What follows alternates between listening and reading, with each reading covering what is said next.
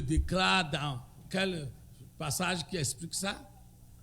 Oui, on vous donne ça pour la dernière fois, il faut aller lire ça. Hein? Quel passage qui explique que le baptême d'eau, pas immersion? Parce que moi, je n'appelle pas l'aspersion le baptême d'eau. Si je parle du baptême, c'est le baptême d'eau, c'est ce que Jésus-Christ a recommandé. D'accord? C'est ça le baptême chrétien. Donc, nous devons comprendre ça. C'est dans Romains 6, 1 à 4. Notez ça si vous n'aviez pas noté. Et c'est ça qui explique le baptême d'eau que le Seigneur nous a recommandé. Ça s'explique comme ça. OK. Et donc, nous devons comprendre ça. Le baptême d'eau, la signification, c'est dans Romains 6, 1 à 4. Romains 6, 1 à 4. Quand vous arrivez à la maison, lisez. Et vous allez comprendre, c'est clair là-bas. Que quand on nous met dans l'eau, nous sommes morts et ensevelis, enterrés avec Christ. Quand on nous relève, nous sommes ressuscités avec Jésus-Christ. Et comme Christ est glorifié à la droite du Père, nous aussi, nous marchions en nouveauté de vie. Nouveauté de vie là, c'est pas porter de nouveaux habits chaque dimanche. Moi, j'en avais porté ça la dimanche passé, et je porte encore. Parce que c'est pas ça. Comment? Hein? Donc c'est ça. Hein? Et si vous êtes chrétien et que vous continuez à mener votre ancienne vie, c'est malheureux. Donc votre salut est en danger. Donc quand nous sommes convertis, sauvés par le Seigneur Jésus-Christ, nous devons vivre notre baptême. D'accord? Ok. Ça, j'ai dit un peu de mots seulement pour passer. Pour passer. Bon, je vais demander une question à quitter. Quelle est la formule baptismale du baptême d'eau? Vous étiez là tous. Quelle est la formule? Dites ça distinctement. Oui? Tu veux parler, non? Oui? Oui? Voilà. Au nom du Père, du Fils et du Saint-Esprit. C'est bien. Alors, qui a recommandé ça? Cette formule-là. C'est Jésus-Christ lui-même. C'est le Seigneur Jésus. D'accord? Vous savez, pour nous, ce qui fait notre force, notre pouvoir dans la foi, c'est quand notre foi est basée sur le Seigneur Jésus-Christ. Les gens qui donnent n'importe quoi, ils font n'importe quoi, ils n'ont aucune base biblique réelle, donc ils n'ont aucune force. C'est Jésus qui est notre puissance. C'est lui que le Père nous a donné. La victoire sur les démons, la victoire sur la chair, la victoire sur la mauvaise vie, tout ça, c'est de Jésus-Christ que nous l'avons. Amen. Donc si vous ne croyez pas en Jésus-Christ, vous n'avez aucune puissance. L'aspersion, je vous le répète, n'est pas le baptême chrétien ni le baptême biblique. C'est un mot que les gens en décession, les gens ont inventé dans la foi. Ça n'a aucune base, vous ne trouverez pas l'aspersion dans la Bible. Ça n'existe pas. Ce n'est pas un baptême biblique. Donc, si vous acceptez d'être immergé, alors, partout où vous irez, et longtemps que ce soit, on vous dira toujours, vous pouvez être fiers que vous êtes baptisés, comme le Seigneur Jésus lui-même. Amen. Ok. Quels sont ceux qui sont déjà baptisés, immergés? Levez les mains bien, je vois, moi je suis baptisé aussi. Est-ce que j'ai une honte de lever la main? Ah bon, ok, baissez les mains. Ceux qui ne sont pas encore baptisés, immergés dans l'eau, levez aussi vos mains. Vous avez peur? Tu n'as ni levé la main pour baptiser, ni... Oh, ça, c'est pas le baptême. Tu ne comprenais rien. Le baptême, ça est en rapport avec la foi. C'est pourquoi nous ne baptisons pas les bébés, comme font certaines églises. Je vous prie, si vous voulez vraiment marcher avec la foi en Jésus-Christ, ce que Jésus a déjà recommandé, il faut faire les gens, comme vous êtes fait déjà disciples, Il faut être baptisé par immersion. D'accord? C'est important, hein? Demandez votre pasteur votre baptême. Normalement, le chrétien converti doit exiger, va demander, mais vous avez lu, bon, on n'avait pas trop parlé. Normalement, hein, cet enseignement, ce n'est pas simplement, on va passer 5 minutes, 10 minutes, et puis on fait comme ça. C'est ça qu'on fait, les gens ne comprennent rien. Est-ce que le pasteur m'entend? Il faut trouver un temps pour enseigner sur le baptême, sur la dîme, tout ça là. Parce qu'ils ne comprennent pas. C'est pourquoi vous devez exiger, comme chose là, l'homme qui est venu adorer d'Éthiopie, qui est venu adorer à Jérusalem là. Il a dit à Philippe, hein, voilà tout ce que tu m'as dit là. Voilà l'eau. Qu'est-ce qui m'empêche moi d'être baptisé? Philippe dit non, si tu crois, eh bien, tout est possible. Il dit non, je crois que Jésus-Christ est le Fils de Dieu. Et ils sont descendus même sur la route là. On l'a évangélisé le même jour, le même matin. On est parti dans l'eau et Philippe l'a immergé dans l'eau. Mais vous voyez, je vais vous dire une vérité. Quand Philippe a immergé l'eunuque dans l'eau au nom du Seigneur là-bas, il a baptisé comme ça. Quand on sort de l'eau là, le Saint-Esprit a emporté Philippe. Philippe est parti. Parce que le travail que Dieu voudrait qu'il fasse en l'amenant sur cette rue pour rencontrer l'eunuque, c'est ça. Pour que l'eunuque entre entièrement dans le salut de Dieu en Jésus-Christ. Si vous êtes sauvé, vous êtes baptisé, non, vous êtes converti, vous n'êtes pas encore baptisé, il vous reste quand même un bon point.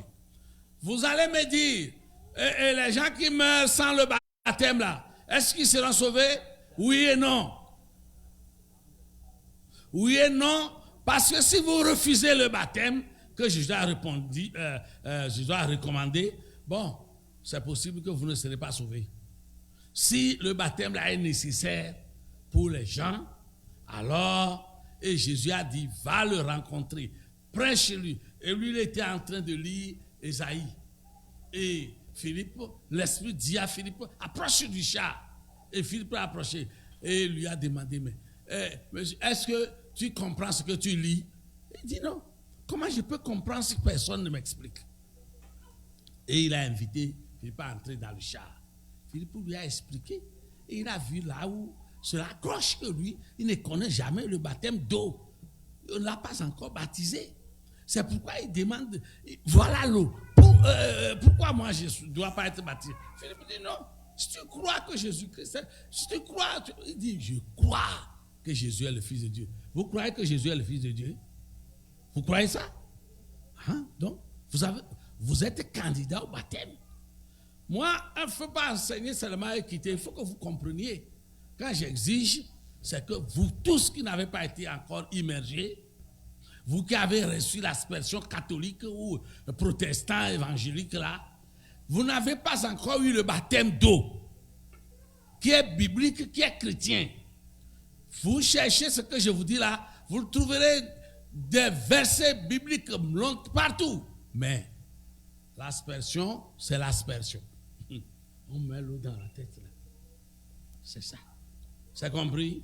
Bon, si vous avez des questions à poser après sur le baptême, posez à votre pasteur. Mais baptisez, faites-vous baptiser.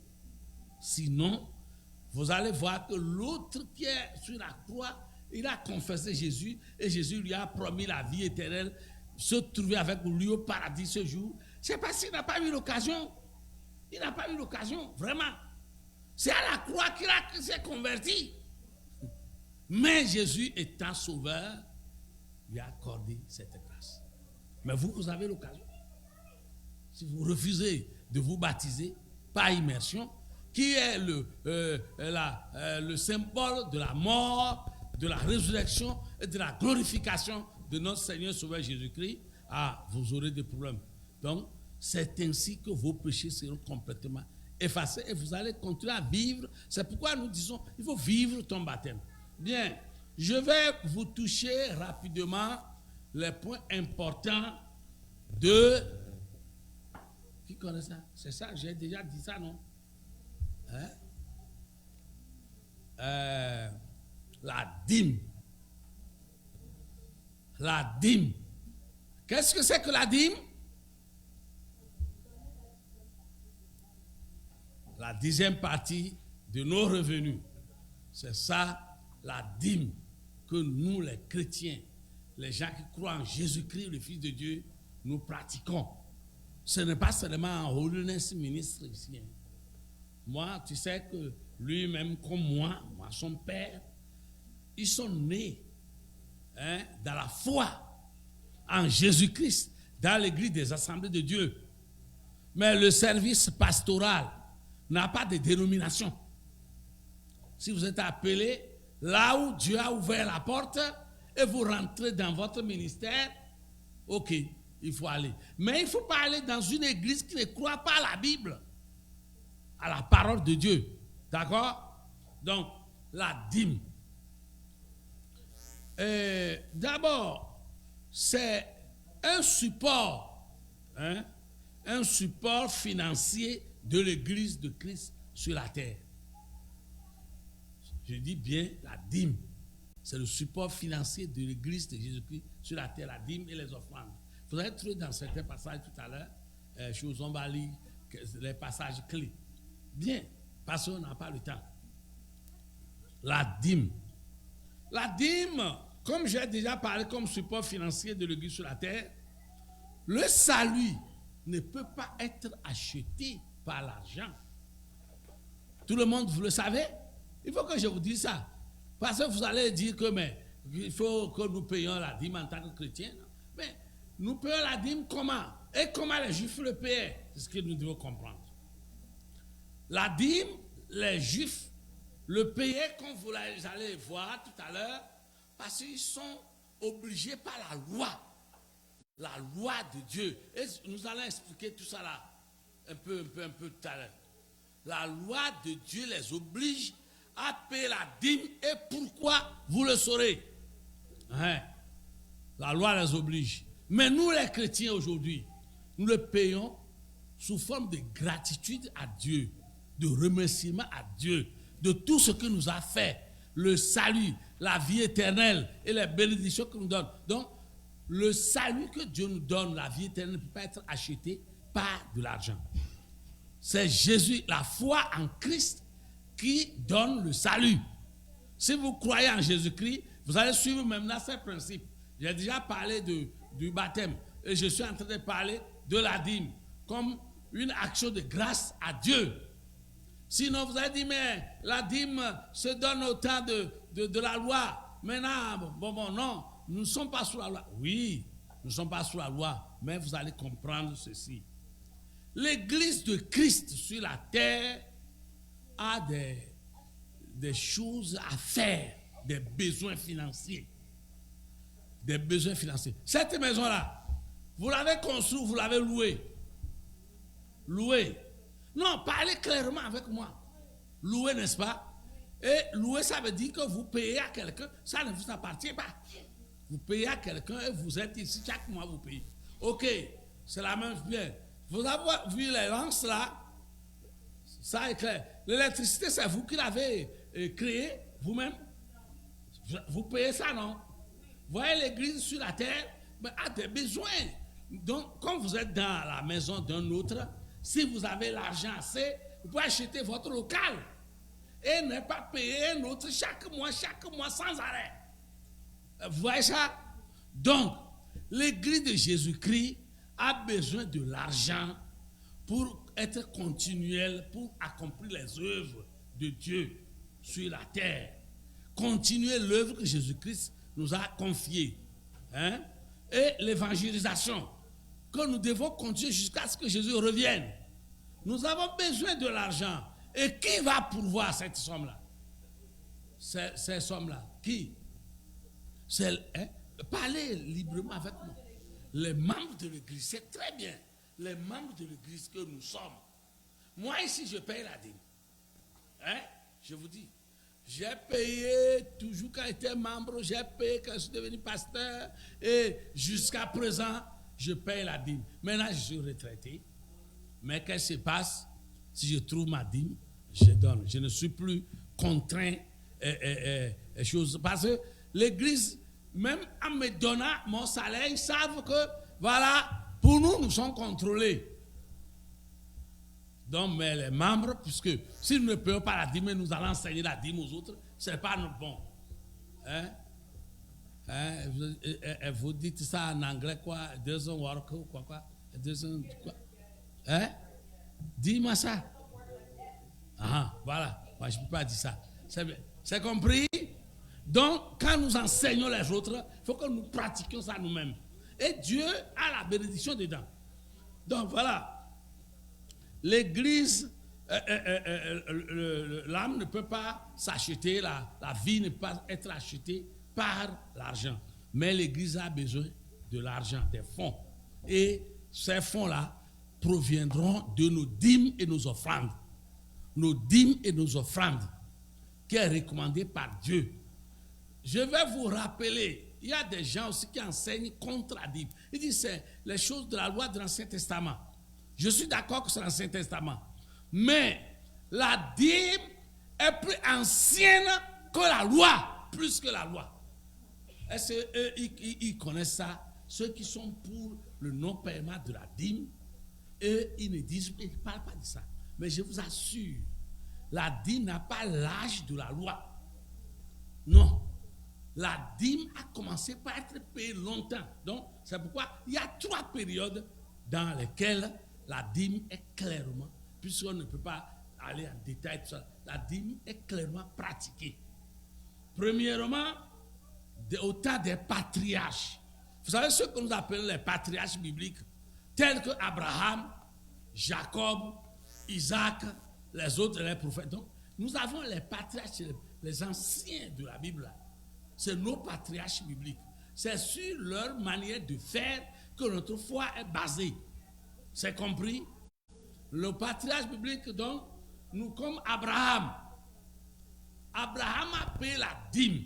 Je pose la question déjà, qui lui a enseigné, s'il n'y avait pas la Bible, il n'y avait pas tout ça là, qui a enseigné à Abraham à payer la dîme? Hein? Je vais voir. Est-ce que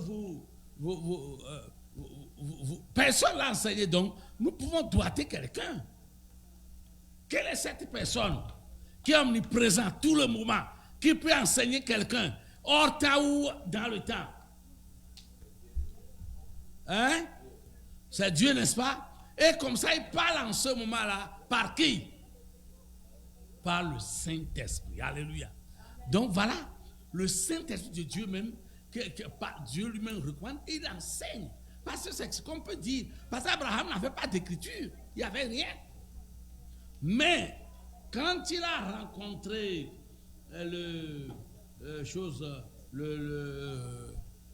qui, vous connaissez son nom, n'est-ce pas? C'est qui? Melchizedek. Il est parti à la guerre. Vous vous rappelez du problème. Il y a 5 rois qui sont assemblés venir attaquer Sodome. En ce moment-là, l'autre s'est déjà séparé de lui. Il est parti vers la verdoyante, les lieux, les places verdoyantes de Sodome. Or, les gens de Sodome sont des gens vraiment mauvais. Et Dieu a laissé, quand les gens là sont venus, ils ont attaqué Sodome, ils ont pris même l'autre, sa femme, ses enfants, tout ça là. Il les a menés en esclavage et ramassé les richesses de ce pays. Abraham était au courant, ne dormait pas. Hein. Regardez-moi avec les 2 yeux, comme je vous regarde. Et comme ça, qu'est-ce qui s'est passé? C'est les gens de la maison d'Abraham seuls, 318 soldats. Abraham n'était pas un pauvre. Hein? Non. C'est un homme béni par Dieu. Si vous êtes des enfants de Dieu, obéissants à Dieu, Dieu va vous bénir. 318. Ces gens sont les gens. Mais Abraham, jusque-là, il n'avait pas eu d'enfant né de lui-même. Hein? Comme Isaac, comme vous avez entendu. Hein? Avant ça. Vous voyez ça? Dieu l'a tellement béni. Vous tous là, vous ne suffisez pas pour... On peut compter pour les serviteurs d'Abraham. Non. Il y en a eu jusqu'à 318. Il y a des femmes aussi Ces serviteurs se marient et ils donnent des enfants, ils donnent encore. Mes amis, Dieu bénit, hein? Mais il bénit les fidèles. Si l'autre a été ramassé et amené en esclavage, c'est parce qu'il a quitté la protection de Dieu qui est sur Abraham. C'est ça. Obéissez à Dieu, obéissez à ses serviteurs. Croyez en Dieu et comme quelque part a dit, croyez à ses prophètes. C'est comme ça. Nous, les serviteurs de Dieu, si nous servons Dieu réellement et nous faisons la volonté de Dieu, si nous vous disons quelque chose, ça s'accomplit. C'est comme ça. Pas les charlatans, les grigriseurs, comment on les appelle, les féticheurs et les magiciens qui font à blozozo. Et partout là, ils disent, venez, il y a les miracles, venez. Si vous courez d'après ces miracles, vous allez adorer le diable et vous irez en enfer. Ne suivez pas ces gens-là. C'est faux type. Donc, suivez les hommes de Dieu. Donc, au temps d'Abraham, nos patriarches, longtemps avant que Moïse reçoive la loi, les hommes de Dieu payaient la dîme. Les hommes fidèles, même c'est marqué ici, les hommes fidèles de Dieu payaient la dîme. Si vous êtes quelqu'un qui est fidèle à Dieu, qui croit en Jésus-Christ, le Fils de Dieu, vous devez payer vos dîmes pour supporter l'œuvre de Dieu sur la terre. Ou bien vous voulez que l'œuvre s'arrête. Jésus dit, allez partout et prêchez la bonne nouvelle à toute la création. Faites les disciples et baptisez-les au nom du Père, du Fils et du Saint-Esprit. Si vous faites les gens des disciples, vous ne baptisez pas les gens. Vous les gardez dans l'église seulement. Ça ne va pas. Ce n'est pas fini. Il faut tout accomplir. Souvenez-vous de Corneille. Dans Actes chapitre 10. Vous lisez le verset 1 jusqu'à combien 10 là, vous trouverez. Quand Pierre est arrivé chez Corneille et il prêchait la parole de Dieu, de Jésus-Christ, et le Saint-Esprit est descendu sur eux, ils ont parlé en langue, comme à nous et comme à eux tous. Pierre a dit, mais qui peut refuser l'eau à ceux que Dieu a baptisés du Saint-Esprit comme à nous? Qui peut refuser l'eau? Et malgré qu'il a été baptisé du Saint-Esprit, Pierre a commandé et on les a tous baptisés dans l'eau. Donc, si vous n'êtes pas encore baptisé, c'est nécessaire pour vous de le faire. Comme vous n'aviez pas compris, et j'aimerais participer à des choses comme ça. Mais voilà, vous ne voulez pas répondre vite. Je m'en vais dimanche prochain. Donc, mais votre pasteur est à côté de vous. Il faut que vous soyez immergés dans l'eau. Je vous le dis. Si quelqu'un dit non, il ne le fait pas, quand il va se présenter devant Dieu, mais tu as eu l'avertissement d'accomplir ce que le Seigneur Jésus-Christ a recommandé. Tu l'as fait. On dit, mais pourquoi? Tu n'avais pas écouté? Tu vas dire, j'ai écouté, mais non, j'hésitais. Tu hésitais avant. C'est trop tard. C'est très important. L'homme de la croix n'avait pas pris l'occasion. Il n'a jamais été dans une église. Il a cru en Jésus-Christ. Jésus l'a sauvé. Mais toi, tu as cru déjà. Mais tu n'as pas reçu le baptême. Faites-le maintenant. C'est maintenant qu'il faut le faire. Bien, donc, je vais parler de 3 périodes. La première période, c'est longtemps avant la loi de Moïse. Voilà, les hommes de Dieu paient la dîme. Vous en avez trouvé Abraham, vous trouvez son petit-fils aussi, Jacob, et il y a tous les passages. Voilà. Il y a pendant la loi, oui, la période de la loi. La période de la loi, la dîme est devenue une obligation, une ordonnance claire de la part de Dieu. Donc, et après, je vais vous parler de ça, faire lire quelques passages et on passe. Bien, donc, au temps de la loi, la dîme, au temps des prophètes, la dîme est claire. La dîme est devenue une obligation, une ordonnance de la part de Dieu. C'est ce que vous avez trouvé.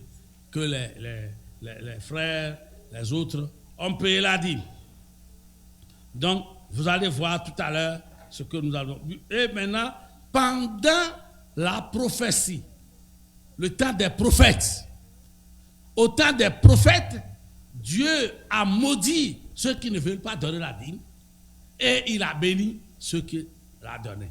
Vous voulez être maudit?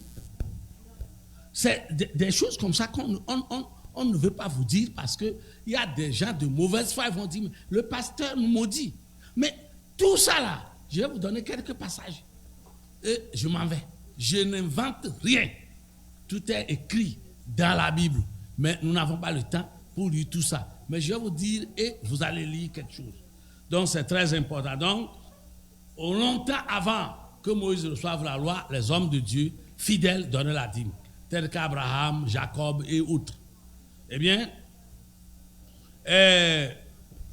au temps de la loi, la dîme est devenue claire, que c'est une ordonnance de la part de Dieu. Et les Juifs le pratiquaient. Maintenant, au temps des prophètes, Dieu a maudit ceux qui ont refusé de donner la dîme. Il a béni ceux qui la donnaient. Voilà. Vous allez choisir dans quel camp vous deviez être. Le camp de la bénédiction ou le camp de la malédiction. Ce que je vous dis là, je n'invente rien. Tout est dans la Bible. Mais je vais vous lire quelques passages pour faire chose. Parce que je n'ai pas beaucoup de temps, mais j'aimerais vous faire comprendre la réalité de la parole de Dieu. Être dans l'église toujours, chauffer les gens sans rien faire.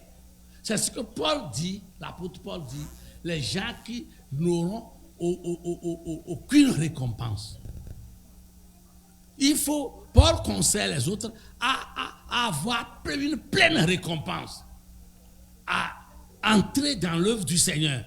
Donc, nous allons lire quelques passages, et parce que quand je lis ça, je vais continuer à parler. Donc, maintenant, lisons Genèse 14, 18 à 20. Genèse 14, 18 à 20.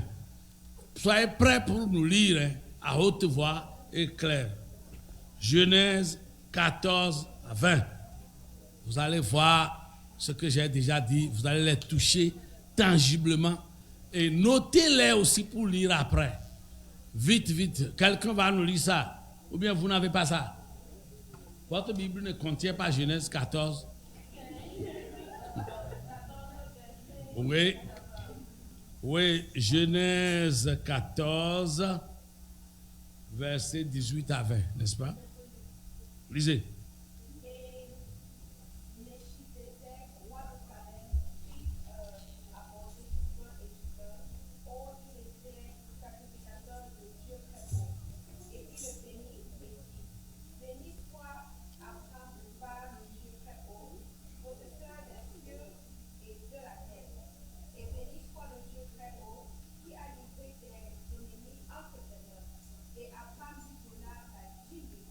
Voilà. Vous avez compris ça? On dit Abraham lui donna la dîme de tout. Vous voyez? Tout ça, c'est plus que cette maison parce que il a fait la guerre, il a gagné 5 rois. Hein? Si vous lisez, vous allez comprendre déjà. Il a gagné 5 rois, il a ramené des richesses, il a ramené les hommes, les femmes, les jeunes gens, les jeunes filles de Sodome et que ces rois ont emporté, plus son neveu, Lot, et sa femme, ses enfants. Et Abraham a donné la dîme de tout au souverain sacrificateur du Dieu très haut. C'est son nom qu'on appelle Melchizedek. Si vous lisez, il n'a ni père ni mère. Il n'a ni commencement de vie, ni fin de vie. Voilà. Voilà les gens qui ont rencontré Abraham. Et Abraham lui donna la dîme de tout. Alléluia. Mais Abraham n'a rien pris pour lui-même. Mais Dieu l'a béni. Abraham lui donna la dîme de tout. On n'a pas dit à Abraham. Aujourd'hui, nous avons les membres qui donnent la dîme un peu. Et ils laissent le reste. C'est trop. Hein?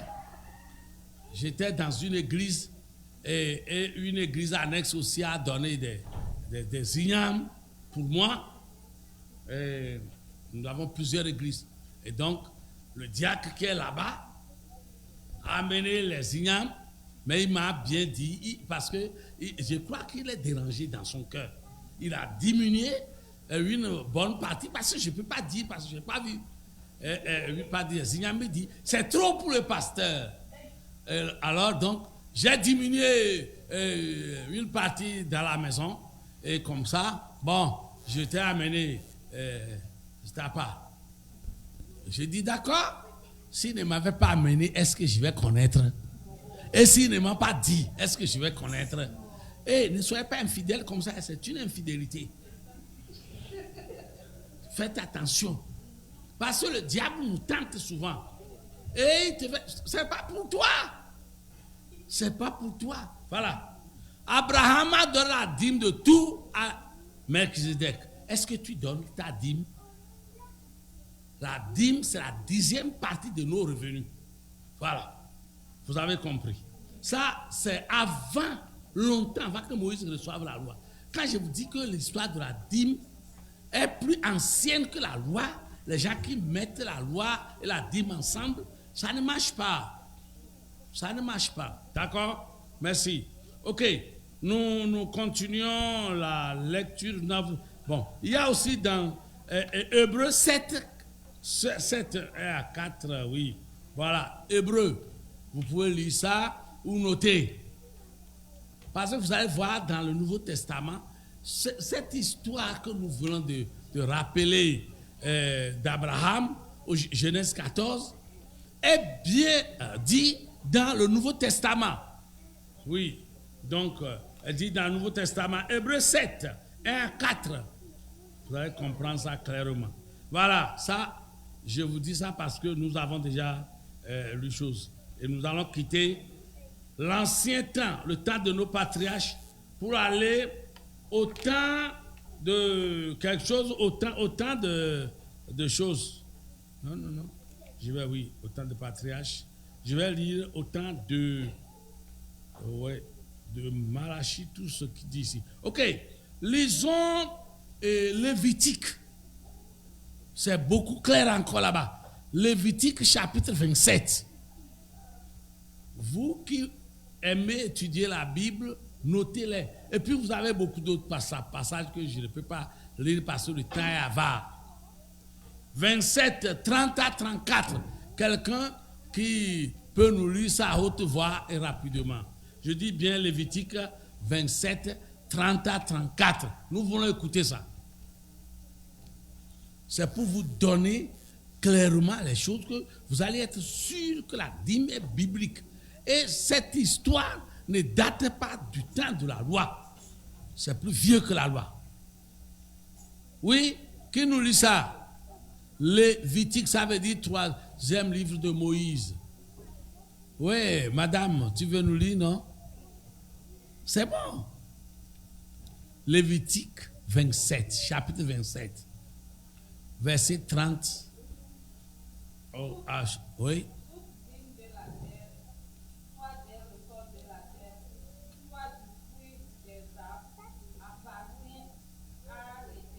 Voilà. C'est une chose consacrée à l'Éternel. Mm-hmm. Si quelqu'un veut racheter quelque chose de sa dîme, Mm-hmm. il y ajoutera un 5e. Yes. Continuez.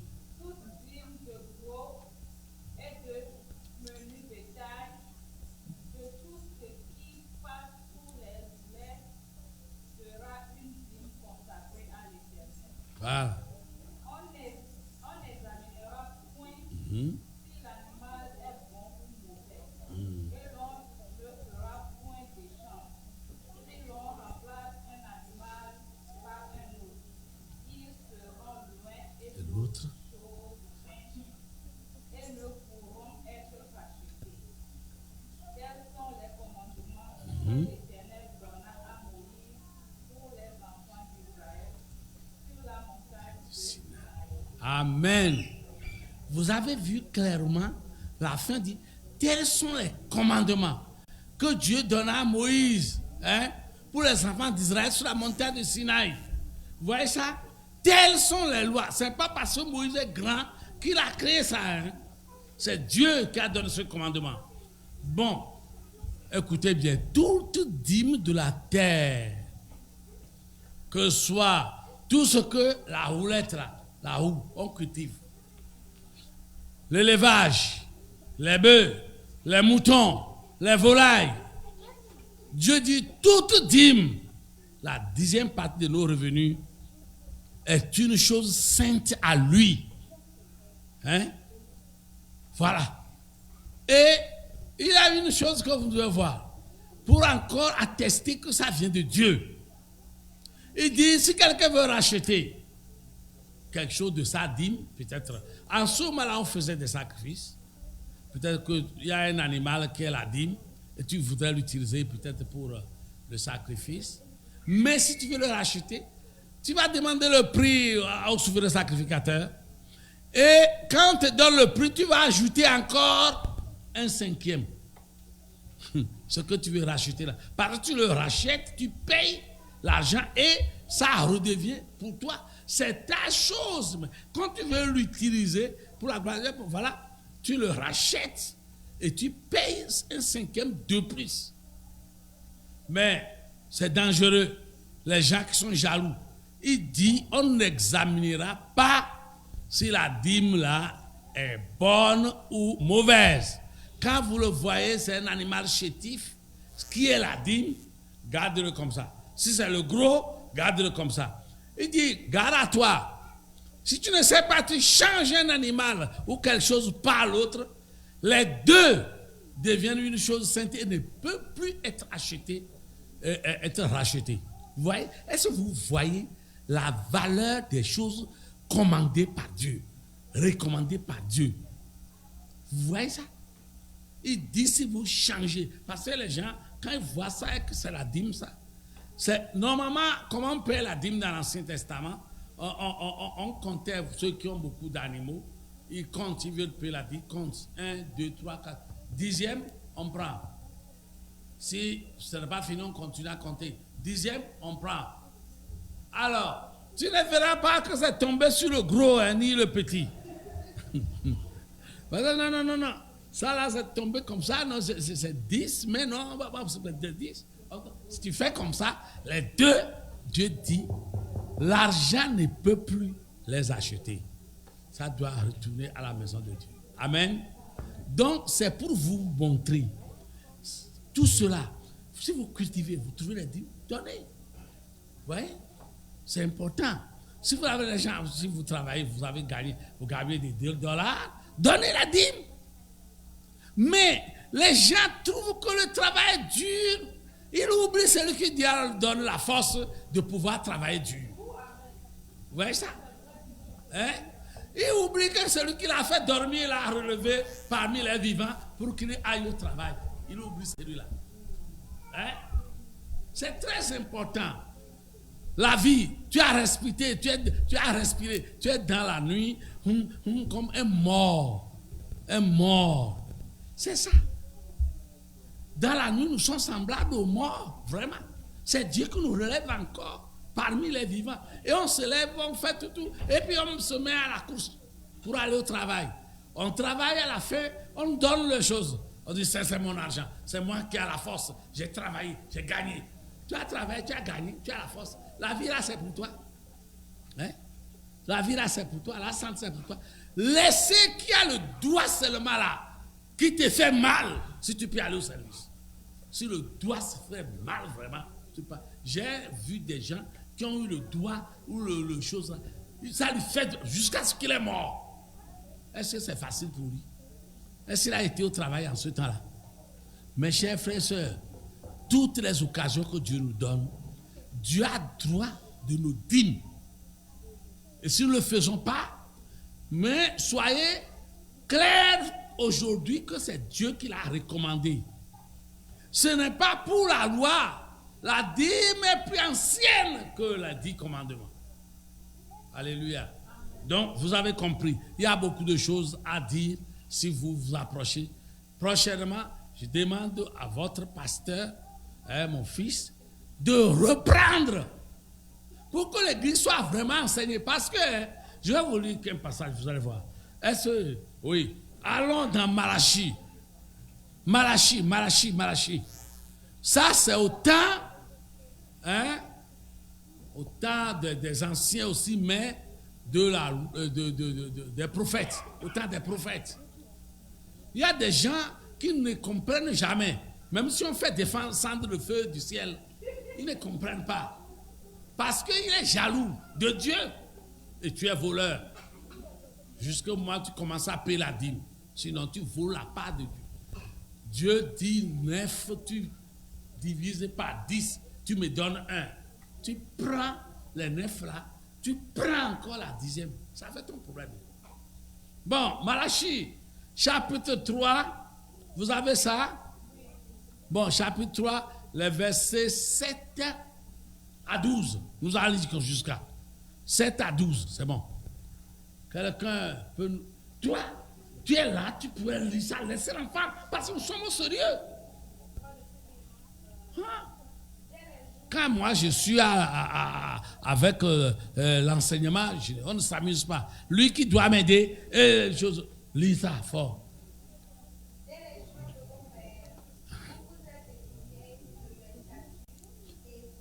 Excusez-moi. Prenez. Est-ce que vous écoutez, vous qui êtes derrière là? Vous ne venez même pas à l'église avec vos Bibles. Donnez le micro à la sœur, vous prenez. Comme ça, il lit, tout le monde entend. Vous voyez? Ce que Dieu a dit là. J'aimerais que vous compreniez. Je vous ai fait comprendre déjà. Abraham a commencé longtemps déjà. Nous sommes sous la loi, comment il a dit. Et les prophètes, qu'est-ce qu'ils ont dit? Ma soeur lit. Laisse l'enfant. Oui, c'est bon pour toi. Pour que j'enseigne certaines... Oui, bon, okay. On a la même chose. Dès les jours de vos pères, vous nous êtes détournés de mes statuts et vous ne les avez pas gardés. Revenez à moi et je reviendrai à vous, dit l'Éternel des armées. Et vous dites, en quoi retournerons-nous? Oui, lisez, je dis jusqu'à 12. Tu n'es pas encore arrivé à 12. Okay. Un homme frusquera-t-il... C'est à cause de vous que je lis ça. Un homme frusquera-t-il Dieu? Toutefois, vous me frusquerez et vous dites, en quoi te frusquons-nous? Dans les dîmes et dans les offrandes élevées. Vous êtes chargés de malédiction et vous me frusquez toujours, vous, la nation tout entière. Apportez toutes les dîmes à la maison du trésor, afin qu'il y ait de la nourriture dans ma maison, et éprouvez-moi par ce moyen, dit l'Éternel des armées, si je ne vous trouve pas les exclus de cieux et ne verse pas sur vous la bénédiction jusqu'à ce qu'il n'y ait plus assez de place. Et je crancerai en votre faveur celui qui dévore, afin qu'il ne détruise pas pour vous le fruit du sol et que pour vous la vigne ne soit pas stérile dans la campagne, dit l'Éternel des armées. Et toutes les nations vous diront bienheureux, car vous serez un pays de délices, dit l'Éternel des armées. Bien. Ok, merci. Et vous avez vu ceux qui refusent de payer leur dîme, Dieu dit qu'il les trompe. Ouvrez votre Bible. Lui, il lit une traduction qui n'est pas la traduction Louis II. Mais si vous comprenez déjà, vous allez comprendre que c'est ça. Dieu dit, vous me trompez. Et depuis longtemps, depuis le temps de vos pères, ceux qui ne payaient pas la dîme là, il dit, vous me trompez. Et vous dites, mais en quoi? Mais c'est dans les dîmes et les offrandes. Parce que la manière dont Dieu les bénit, il ne donne pas leurs offrandes comme ça. Ils ne payent pas leurs dîmes. Et Dieu dit, vous me trompez, vous êtes des maudits. Lisez ça dans votre Bible, vous allez voir, comme chose là. Vous êtes des maudits et vous me trompez. Est-ce qu'un homme va tromper Dieu? Mais vous me trompez. C'est ça que je dis. Vous me frustrez. Dieu dispose de la bénédiction pour nous et nous ne voulons pas. C'est très important. Donc, il dit apportez. Dieu fait appel maintenant. Apportez la nation tout entière, vos dîmes, afin qu'il y ait la nourriture dans ma maison. Afin qu'il y ait la nourriture dans ma maison. Vous verrez, si je ne vais pas laisser répandre sur vous la bénédiction en abondance. Mais regardez, si nous refusons de payer nos dîmes, ce n'est pas en vérité une autre personne que nous trichons. Cette tricherie retombe sur nous. C'est vrai. Donc, Les œuvres de Dieu que nous faisons dans la maison, vous devez participer ça librement, en payant vos dîmes et vos offrandes. C'est comme ça. Même il y a beaucoup de choses qu'on peut lire ici, mais le temps est avare. Mais je vais vous recommander de lire un passage, vous voyez, dans le Nouveau Testament. Nouveau Testament, je voudrais m'assurer de cela pour que lise ça et puis clôturer. Laissez passer, on m'a dit déjà que le temps est déjà parti. C'est moi qui fais forcing pour terminer. Alors, notez 1 Corinthiens, chapitre 9, versets 13 et 14. 1 Corinthiens, je vois. 1 Corinthiens 9. Ouais, vous voulez lire ça? Vous voulez lire? Corinthiens. Bien, je lis pour que ça soit rapide et on termine là. Je lis ceci. Vous voyez, nous pouvons continuer les dîmes là, mais vous allez voir. Chapitre 9, verset 7. Il dit, qui jamais fait le service militaire à ses propres frais? Qui est-ce qui fait lisez parce que moi je n'ai pas des yeux. Lisez-moi ça. Qui est-ce qui plante une vigne et n'en mange pas le fruit? Qui est-ce qui fait paître un troupeau et ne se nourrit pas du lait? C'est fini? Oh, continuez. Ces choses que je dis, Hein?